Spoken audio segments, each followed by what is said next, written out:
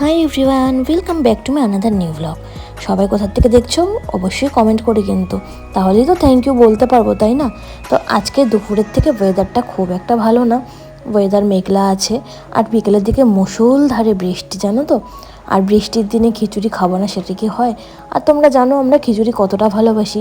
তাই বৃষ্টি হোক চাই না হোক, আমাদের যখন যখন মন চায় আমরা খিচুড়ি খাই। তো আজকে যেহেতু বৃষ্টি হচ্ছে তাই ভাবলাম খিচুড়ি করে ফেলি।